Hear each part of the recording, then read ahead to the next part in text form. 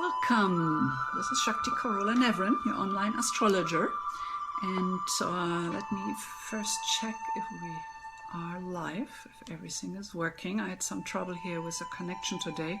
We have a tropical storm here on Maui, so it might play havoc with my connection, but I think we're good. Okay, so I'm just curious why you're here. Why are you interested in astrology? Do you have experience already with astrology and you want to learn more and go deeper? Do you like to be better prepared for your week? So if you would leave me some comments down there, what you would like to see here, that helps me to really gear the presentation to what you're looking for. So my perspective with astrology is that I'm very passionate about it. So I do want to teach you about those archetypes. I want to inspire you to go deeper with astrology, to really learn it, because it's such a deep and wonderful tool.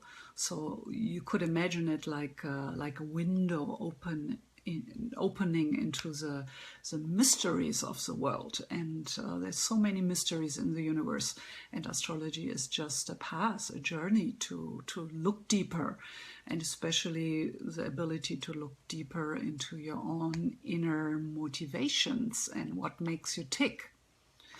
So I'm what we call an evolutionary astrologer. So an evolutionary astrologer looks mainly at your chart from the perspective of your soul, from a karmic perspective. So I am not so interested to just tell you, oh, you this and that, and you have those potentials and those challenges, which I start out when I do an astrology reading. So the psychodynamics are important. But if I just would reflect you back onto things you know about yourself, I mean, how helpful would it be?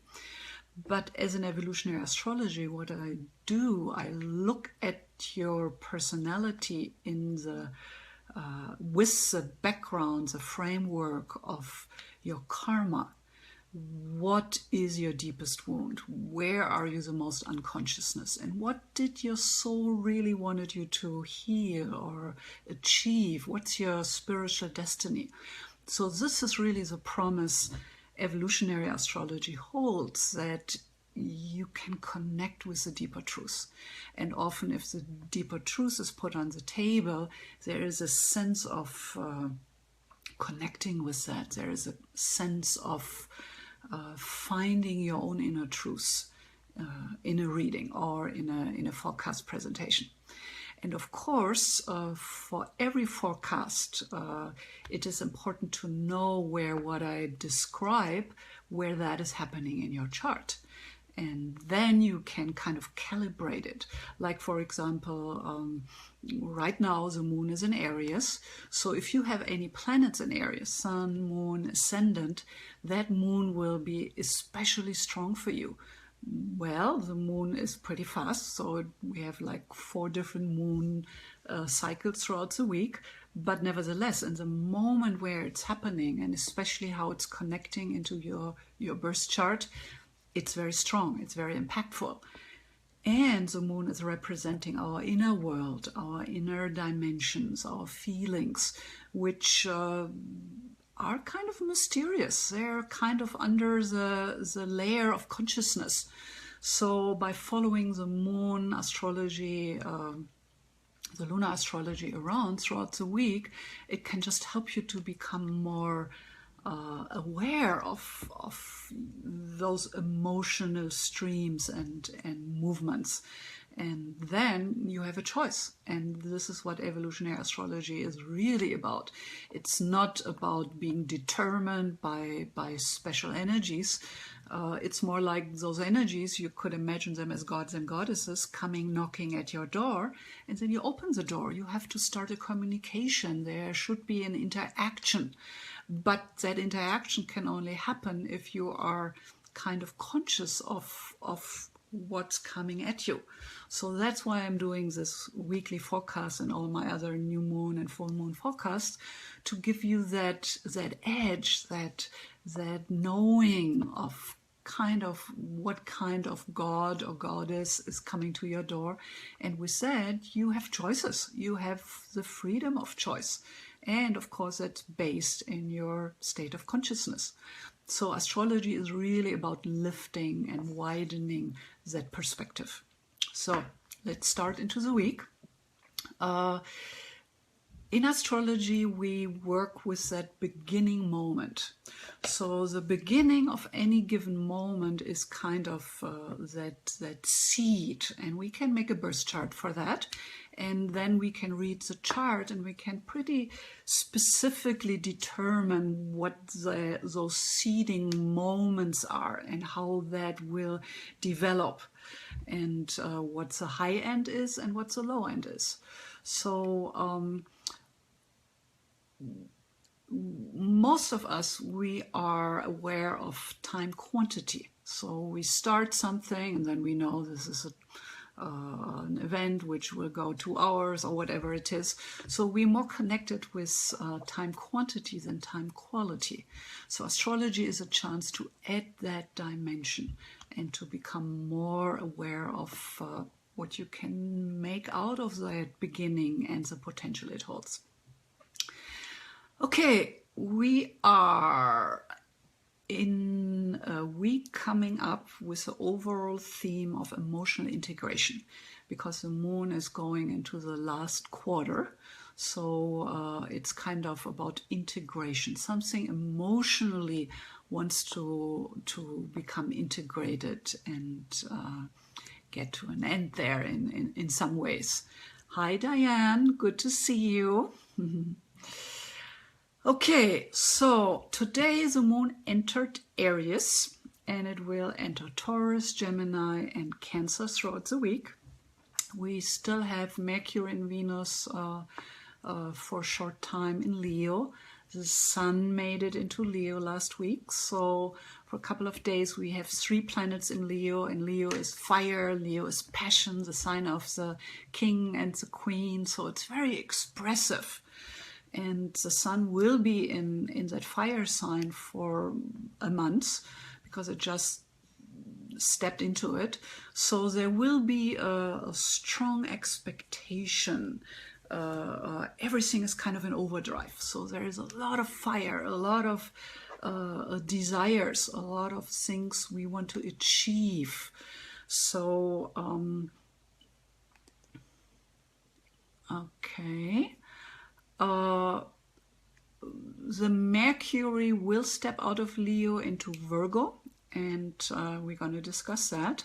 But for now, we're enjoying still the Leo, the creative energy. We still have an applying Saturn square to Neptune, 2 degrees out of being exact. So in the astrological circles, that's talked about a lot because that's happening throughout the year on and off. So Saturn, the elder, invites us to become more mature, more integrated, taking responsibilities, walking our talk. On the low end, Saturn, things don't work well. We experience limitations, anxieties, depression. So that's a good example that you want to do high-end Saturn, because low-end Saturn usually hurts. So that is squaring Neptune. Neptune high-end is a mystic, the opening into the ocean of consciousness. And low-end Neptune is such a high vulnerability that we find ways to dampen, that we use drugs, alcohol, overworking, sex, in order to not quite be there. We kind of floating around. So the Saturn square Neptune on the high end wants us to sharpen our spiritual understanding, to tap into a higher dimension of consciousness, to widen our self-identity. from a very mature place. And then Saturn is always about action. Saturn is always taking the steps, organizing ourselves, going from A to B to C. So that's the way what we all kind of struggling with throughout the summer. Where do we apply that? Where do we need to commit ourselves? Where do we need to go deeper? So that's still going on. Then we have still 4 planets retrograde: Saturn, Pluto, Neptune, Chiron. And on Friday, Uranus is turning retrograde. So we're going to have 5 planets retrograde, and they're all planets which are not really easy. They're all planets which make us work and which connect us to the ocean, the oneness consciousness, something bigger than our ego identity. And in a way, that's a good thing, I believe, but also it can be threatening to our ego structure. So Uranus, the rebel, the interruption of continuity, turning retrograde means visiting places he has been before. So we often experience retrograde planets as slowing us down, throwing sticks into the wheel. So things are not quite evolving the way we want. So when Uranus goes retrograde, it's kind of things are building up behind the dam. And then the last drop at some point will break through. And then we have that experience of we wake up one morning and things are different and we know what we have to do. So that's a promise Uranus holds, but we have to go through that build up behind the dam. So 5 planets, strong planets, work planets, going retrograde. There is a lot of revisiting and looking again into areas which don't function in our life. So okay, so let's get a little more specific here. Monday, the moon squares Pluto and conjuncts Uranus. So the moon, symbolizing our inner world, squares Pluto, the god of death and rebirth, and conjuncts Uranus. So that's kind of a strong starting point into the week. So I often refer to holding the witness perspective in order to manage those more forceful, eventful transits. So whenever Pluto and Uranus is connecting with Moon, that's a good perspective to hold. So even if it's only briefly happening, it might be just that moment in time where something bursts, that volcano is erupting, we are reacting to something fiercely, we feel attacked, we feel like we need to defend ourselves. So whenever we are reactive to something, we don't have really much choice how we want to handle a situation. So that's why to develop that witness position gives you a choice. What do you want to do with the situation? Okay, then Tuesday, the 26th, Moon enters the 4th quarter and then enters Taurus at 8:37 p.m. Pacific Standard Time. So I already pointed towards in the beginning that this week is kind of about emotional integration.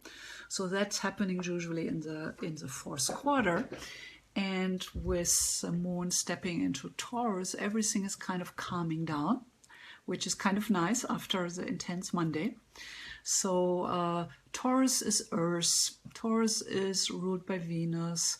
It's about love. It's about self-love. It's about feeling good about ourselves in our own physicality, honoring the temple of our soul and taking care for that. So Tuesday is a day to really take that deep breath, to take care for your body. Maybe you want to go and have a facial or go have a massage. I've actually already scheduled one for Tuesday. My back is out, so I can really use one. But Tuesday is a day when it will make the most sense. Okay, so things are calming down. That's what the moon in Taurus is giving us. Again, if you have any signs in Taurus, you will feel that especially strong. Then Wednesday, the 27th, moon is squaring Venus. So moon and Venus are both the symbols in the chart which are standing for the inner feminine, the inner woman. So moon we know as a divine mother, the healer. Venus we know as the goddess of love, harmony and beauty. Venus connects to what we need in order to feel connected, to feel intimate, to allow somebody to touch our heart. So when moon is squaring Venus, we're kind of cautious, we're sensitive.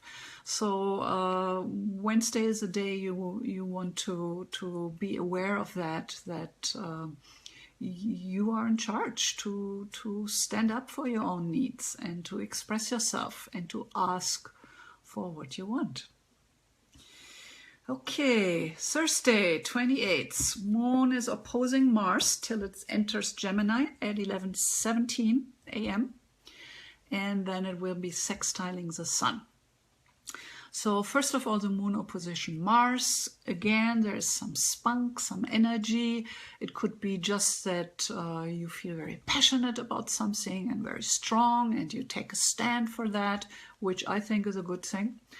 Then the moon will be entering Gemini and will become very vocal.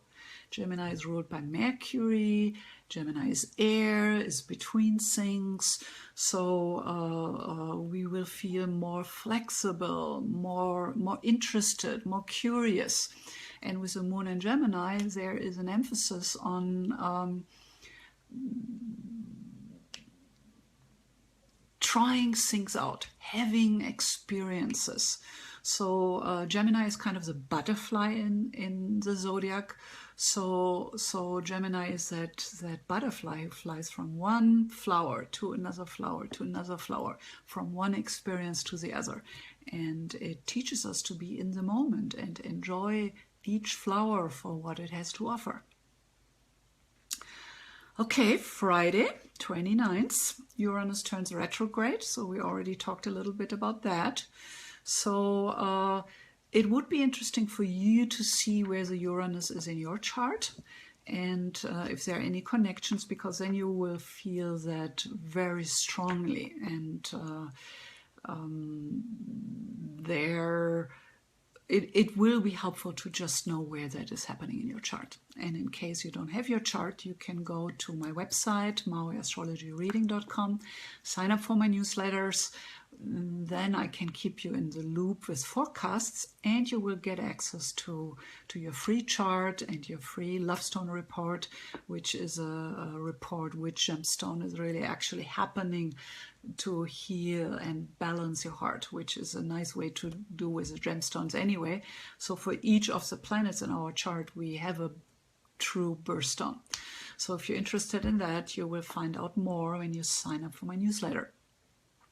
Okay, so then when you have your birth chart, you can see where that Uranus is turning retrograde and where things will slow down right now for you. And Saturday, the 30th, then Mercury shifts out of Leo into Virgo. So Virgo is ruled by Mercury, so it's very strong. It's in its own sign. Virgo is more cautious. Virgo is earth.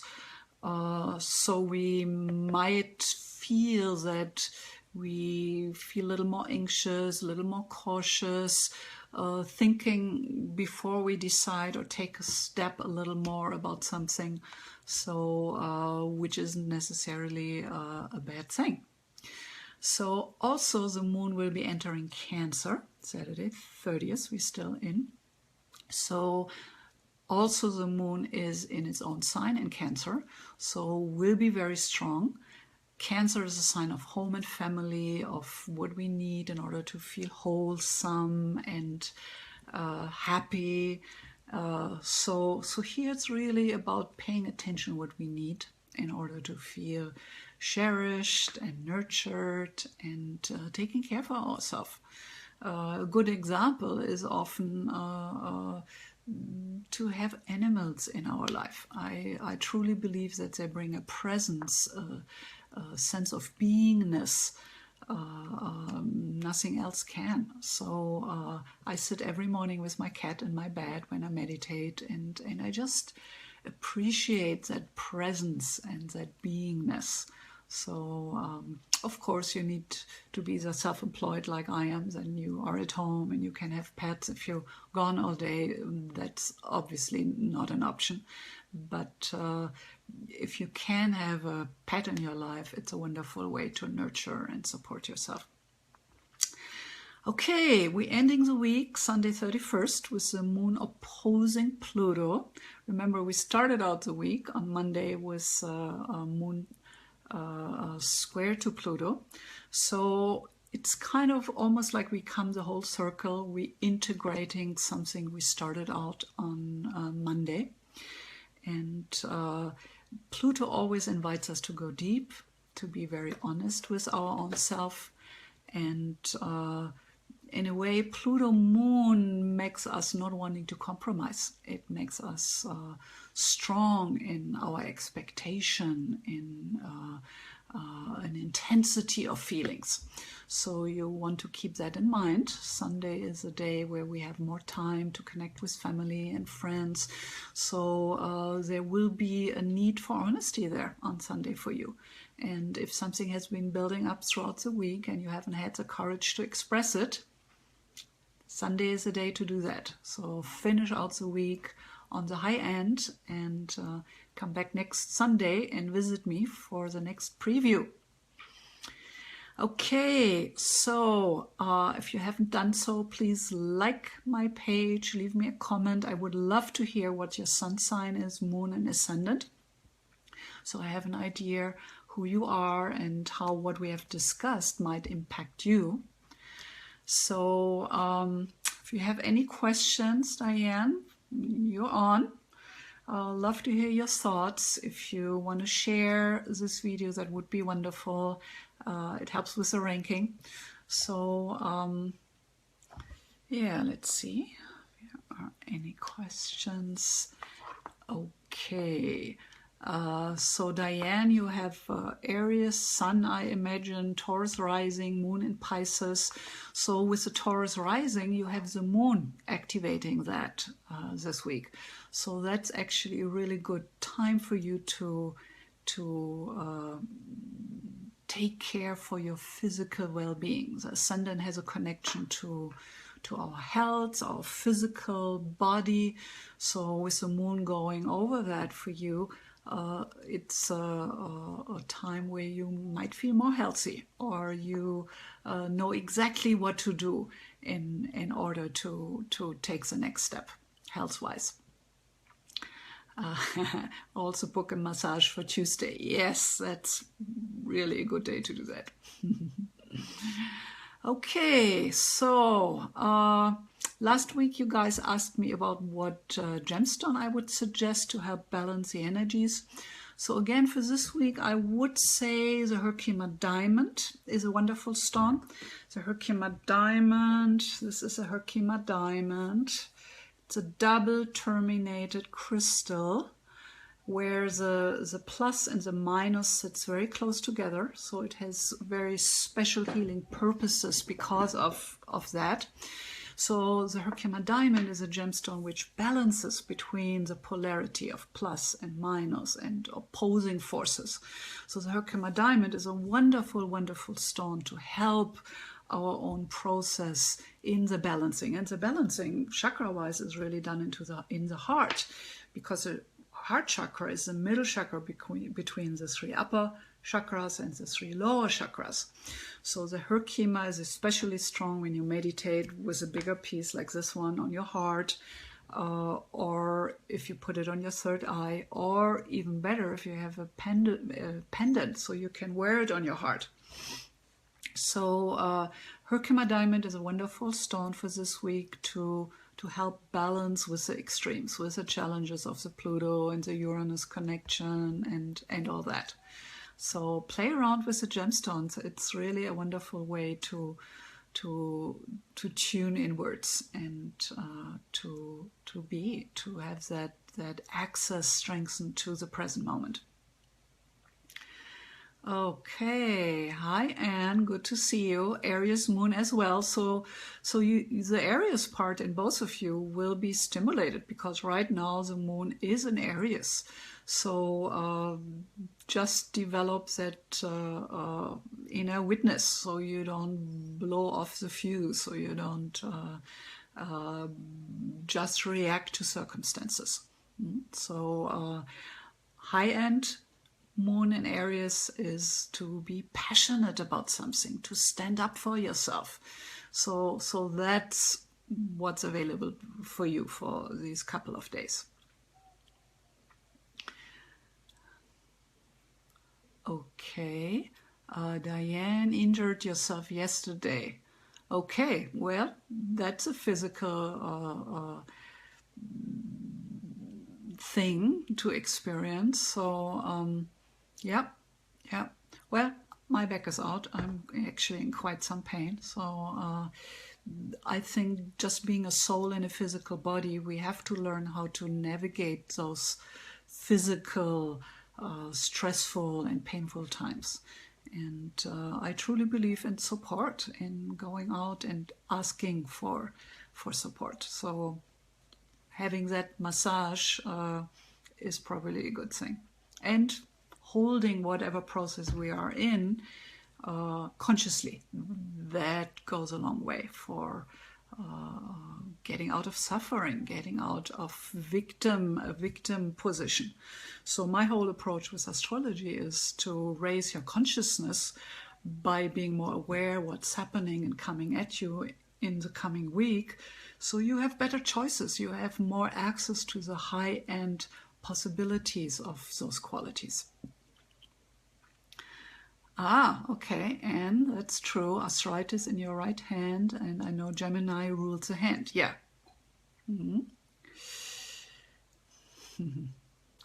Okay, my dears, it's so good to see you and have this little connection here with you on Sundays.